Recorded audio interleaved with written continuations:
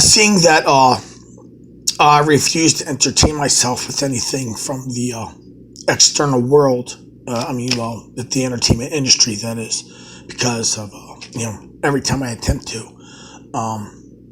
I don't get what I'm seeking, or I get what I think I'm seeking, but it's got things embedded in it or whatever. Yeah, something's wrong with it. It's some evil shit, some libtard fucking antichrist shit, somehow corrupted it or whatnot. Uh, and yeah, it's and all my results are of a imposed diversity nature. I can't find any decent Christian songs by straight white people. The white people are either gay, it's got some gay shit in it, or some embedded reference to some occult shit, or it's a bunch of black people and weird black Christian shit. I'm talking. There ain't nothing wrong with black people being Christian. That's not what I'm saying. I'm just talking about it's some weird freaky black fucking Christian shit, but it's none of it's Christian. It's just this imposed fucking liberal fucking crap diversity, and it's all just laden with filth. And uh, it's fake. It's fake Christianity. It's the Antichrist disguised as Christ, basically. Um. So anyway, I'm looking at the Bible. I'm reading my Bible and stuff. So anyway, here we got the Doom of Babylon. And we already know that America and all its vassals in the Western world, and maybe beyond that, are the biblical prophecy. That is what biblical prophecy calls Babylon. And I've already covered Revelation 18 in previous videos. I might revisit that. But anyway, here's a passage in Isaiah. Isaiah was a prophet. This is prophecy. Okay. Isaiah 13, chapter 13. Isaiah chapter 13. The doom of Babylon. And I will pause, at different points to I can't say for a fact, but I will offer descriptions relating to certain things that could happen to fulfill this prophecy, and how it might how the descriptions in this prophecy might relate to the events that might take place in the nuclear annihilation of America and the Western world, and by whom. So here we go. Chapter 13, Isaiah, Doom of Babylon. The burden of Babylon, the burden of Babylon, which Isaiah the son of Amoz did see.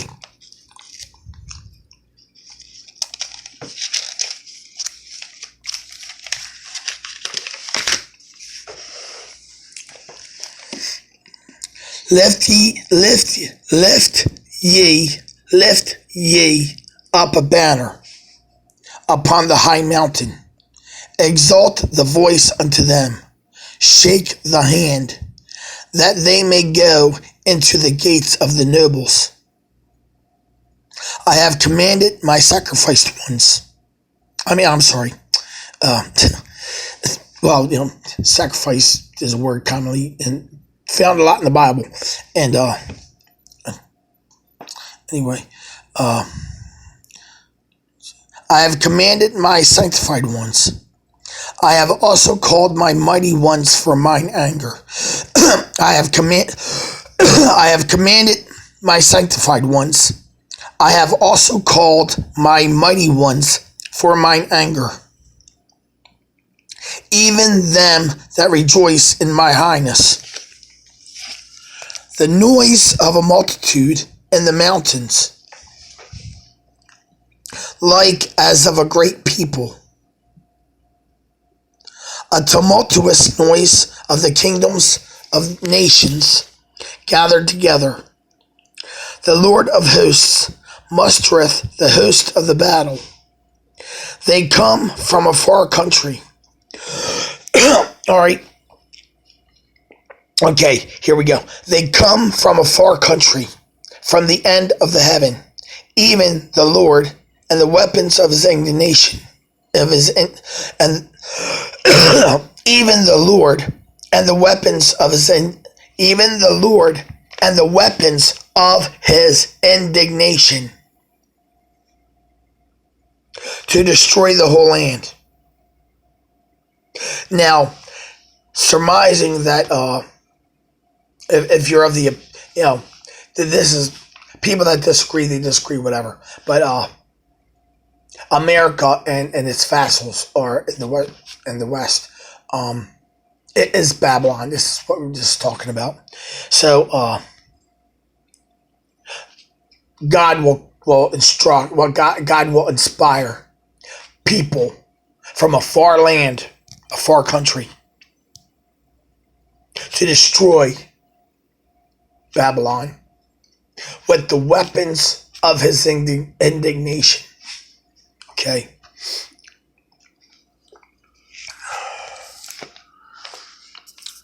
Howl, howl, ye.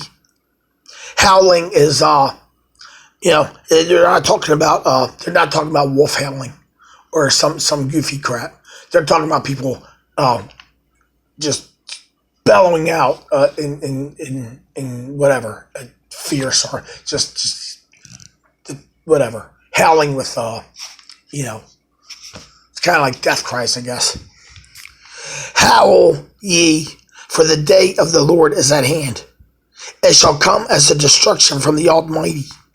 It shall come. It shall come as a destruction from the Almighty. Therefore shall all hands be faint,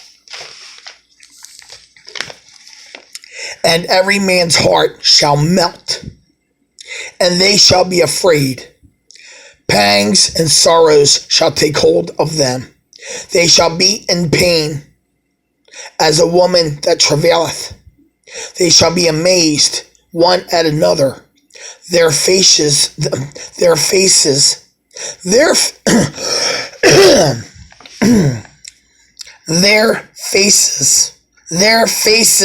shall be as flames. Motherfuckers, you're not going to prevent me from talking. Motherfuckers. Behold, the day of the Lord cometh, cruel, both with wrath and fierce anger, to lay the land desolate, and he shall destroy the sinners thereof out of it. For the stars of heaven, and the constellations thereof shall not give their light. The sun shall be darkened. The sun shall be darkened in his going forth, and the moon shall not cause her light to shine. Now, in a nuclear exchange, the after effects. A lot of people think that they can hide out in a hole for a 6 months to a year and come out and everything will be fine. No, that's not the case, because the aftermath of a nuclear exchange is what is called nuclear winter, where the upper atmosphere is just completely filled with matter, whatever, and radioactive shit, and it blocks out everything in the sky. And darkens the earth. You can't see this. It doesn't let the sun shine through. It doesn't let the moon shine through. And it doesn't let the stars shine through. Anything above that layer, it just can't get through. So it just plunges the world into darkness and cold and radiation, basically. So anyway, Uh, I will and I will punish the world for their evil, and the wicked for their iniquity, and the wicked for their iniquity. And I will cause the arrogancy of the proud to cease.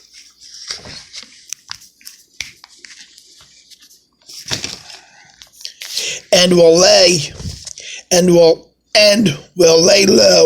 the haughtiness of the terrible.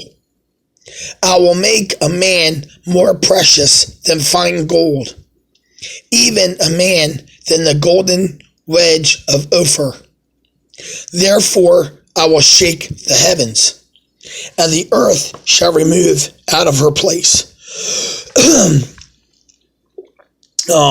That is the earth.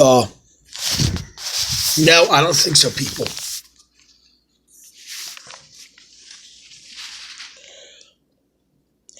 Therefore I will shake the heavens, and the earth shall remove out of her place. The earth orbits around the sun in a specific way, and if something were to cause some terrible event, or to cause the earth to shift, it will move out of its trajectory and its normal trajectory and its path in orbit around the sun, and it would be bad. But anyway, and the wrath of the Lord of hosts, and in the day of his fierce anger, and it shall be as the chaste roe.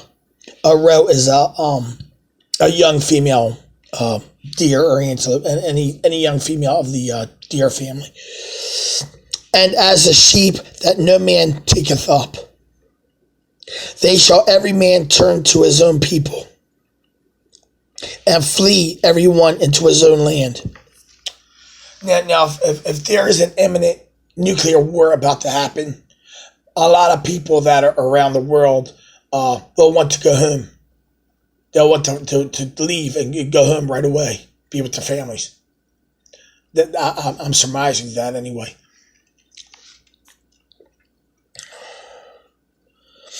Everyone that is found shall be thrust.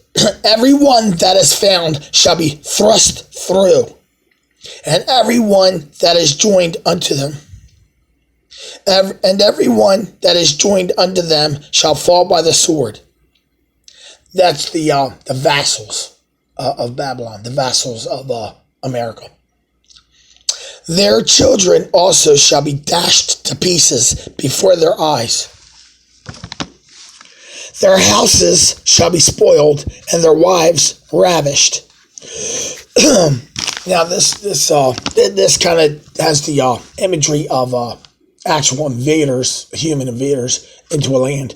I think this is it could very well talk.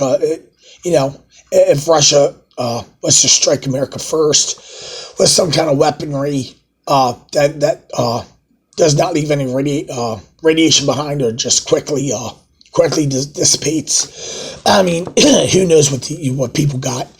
But if they were to hit and just destroy, bring down America in one attack, one unconventional attack that does not make it unsafe to invade with troops, one could see, Russia or and their allies, striking and then following through with the physical invasion. And just this is all hypothetical, Behold, I will stir up the Medes against them. Medes, they're one of them Mediterranean deals, but in prophecy, it could be symbolic of something else. Which shall not regard silver And as for gold, they shall not delight in it. That means they're not going to be concerned with money or you know, wealth, the monetary wealth. Um, their bows shall also their bows also shall dash the young men to pieces, and they shall have no pity on the fruit of the womb. Their eye shall not spare children, and Babylon, the glory of kingdoms, the beauty of the Chaldees' excellency, shall be as when God overthrew Sodom and Gomorrah. It shall never be inhabited, neither shall it be dwelt in from generation to generation. Neither shall the Arabian pitch tent there, neither shall the shepherds make their fold there, but wild beasts of the desert shall lie there.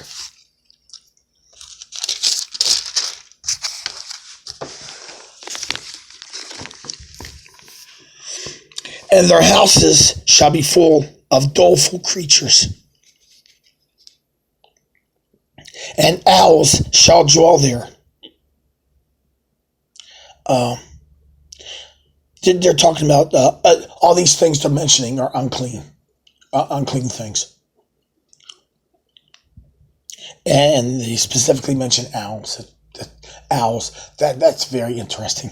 And anyway, y'all can take that and go where you want to with it. As satyrs shall dance there. Now, the word satyrs is just basically a reference to unclean spirits, demons, if you will. And the wild beasts of the islands shall cry in their desolate houses. And the wild beasts of the islands shall cry in their desolate houses, and dragons in their pleasant palaces. Dragons. That could be. I tried to look things up, but dragons could be a reference to reptilian creatures, lizards, or a code word for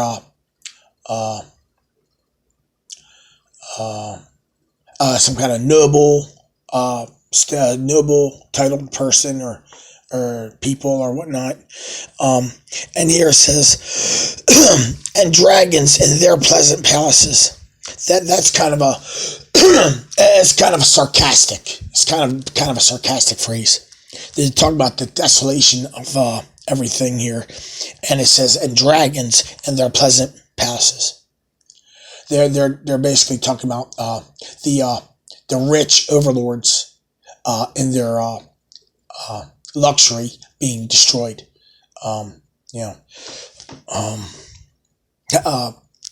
Whatever.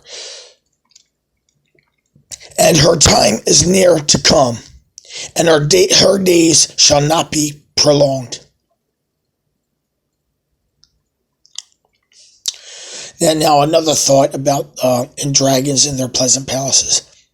After the destruction, any people that may survive or whatnot, if they have access to shelter or whatnot, and I'm sure the rich motherfuckers have all the fucking, shelters on the ground and whatnot, all stocked up and, fully functional, able to sustain. What they will inherit after that will not be very pleasant, which is one way of looking at this obviously sarcastic remark. So, so there you go. Isaiah 13, Revelation 18.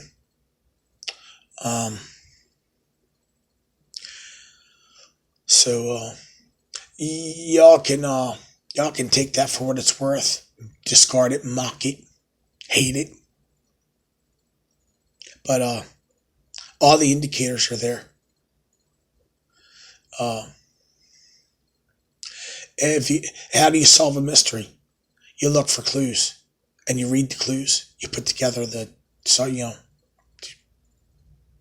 the mystery by reading the clues and figuring out, So a A lot of these things are like clues. It's like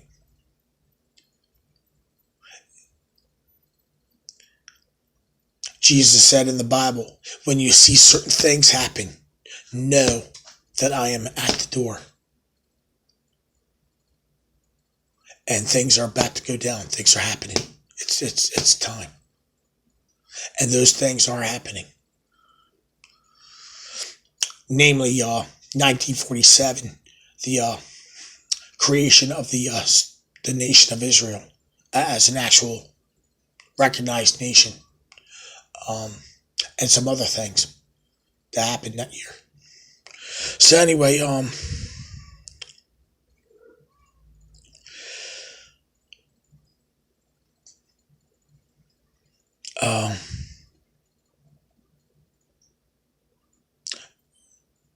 the only thing I can say is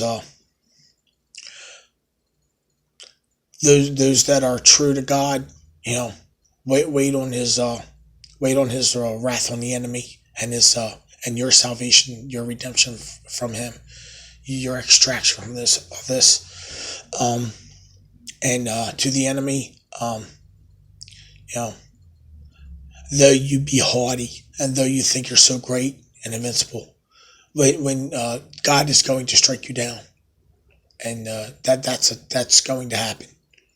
So I would suggest anybody among the enemy, um, if you have any kind of shred of any kind of goodness in you, um, I would if I were you, I would consider everything very carefully and turn from the evil and turn to God. That not that I mean, you know, I couldn't imagine uh, being in the punishment, the wrath of God for all eternity. I just couldn't imagine it. So anyway, and whatever.